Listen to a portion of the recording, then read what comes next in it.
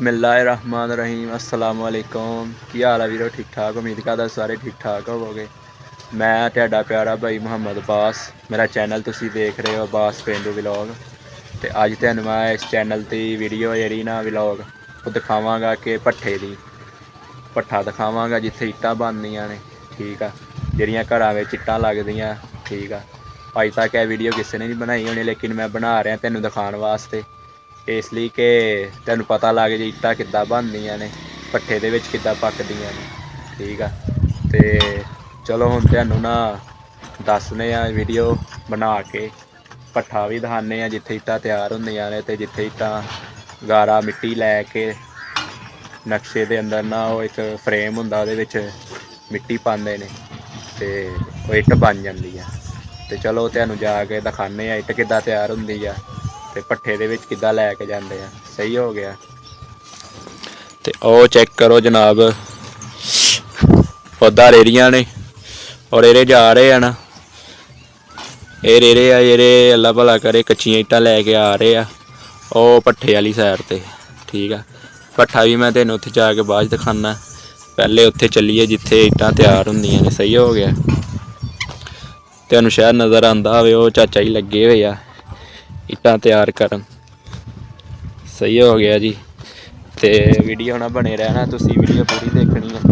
बड़ी दूरों मैं तुहाडे वास्ते स्पैशल व्लॉग बनान आया इट्टां तैयार करन वाला, किद्दां तैयार होंदियां ने, किद्दां बनदियां ने। सही हो गया। तो वीडियो ना बने रहना। तो आ देखो जी चाचा जी लगे हुए है, सुबह दे लगे हुए है माशाअल्लाह। तो यह भी एक मजदूरी है, तो माशाअल्लाह लगे हुए है सुबह दे, फजर दी अज़ान वेले आ जांदे आ, उस तो पहले ही। तो सुबह दे लगे हुए माशाअल्लाह। अस्सलाम वालेकुम चाचा जी, की हाल है? वालेकुम सलाम। चाचा जी ये इट्ट किद्दां तैयार हुंदी है, करके विखाओ जरा। इट्ट पहले गारा बनाईदा। सही हो गया जी। ते फिर इन पहले भेंदा, फिर गारा बनाईदा। अच्छा जी, आ जा के इट्टां पैंदियां। सही। हाँ जी। ते रात दे 3 बजे आउने आ अच्छा जी, ते 10 11 बजे 11 12 बजे हुण क्या टाइम होया? हुण ते तकरीबन 12 बज गए ने। हाँ, ते 950 इट्ट पई है। माशाअल्लाह जी 950 इट्ट माशाअल्लाह ये देखो चाचे ने तैयार कर ली है। ते आ देखो जी आ फ्रेम हैगा जी, जिहदे विच इट्ट भज के ना, ये सच्चा जेह्ड़ा इट्ट विच बनदी है, इनू सच्चा कहंदे आ जी, इट्ट तैयार हुंदी है। सही हो गया। ते सही। अच्छा जी तुसीं देख सकदे हो इत्ते लिखिया है BS, ये इन्हां दा जेह्ड़ा ना भट्ठे दा नाम हैगा जी, कंपनी दा। हर इट्ट दा नाम हुंदा इक।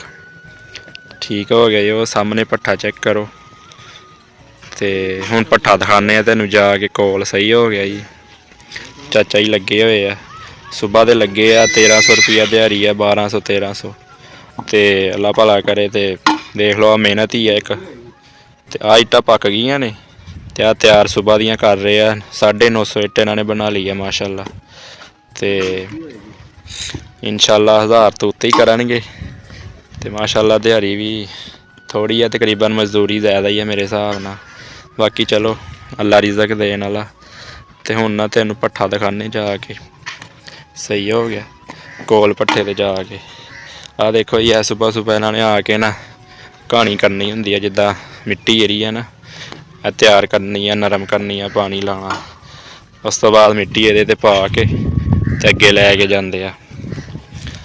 ते उस तो बाद फिर वो देखो माशाअल्लाह इन्नियां इट्टां तैयार कर लियां ने।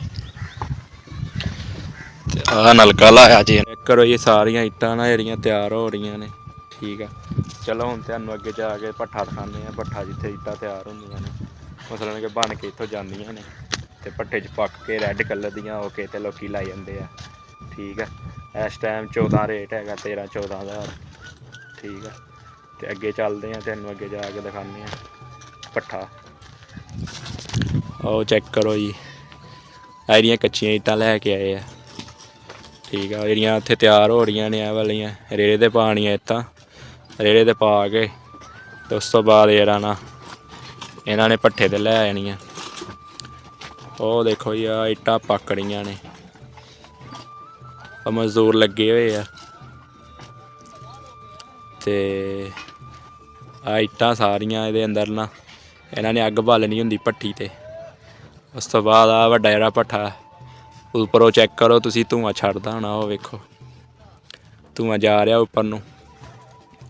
ਤੇ ਉਸ ਤੋਂ ਆ ਦੇਖੋ ਜੀ ਆ ਭੱਠਾ ਹੈਗਾ ਜੀ, ਠੀਕ ਹੋ ਗਿਆ। ਇੱਥੇ ਇੱਟਾਂ ਤਿਆਰ ਹੁੰਦੀਆਂ ਨੇ।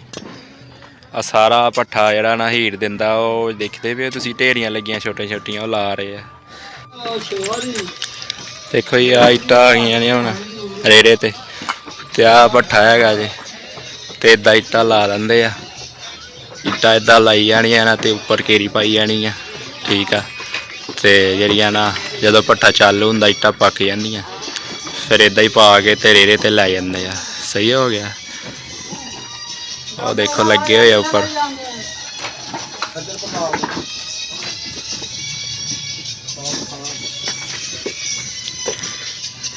ਅੱਛਾ ਉਸਤਾਦ ਜੀ ਇਹਦਾ ਇੱਟਾਂ ਹੁਣ ਇੱਥੇ ਲੱਗ ਗਈਆਂ ਤੇ ਪੱਕ ਜਾਣੀਆਂ ਬਾਅਦ ਜਦੋਂ ਭੱਠਾ ਚਾਲੂ ਰਹਿਣਾ।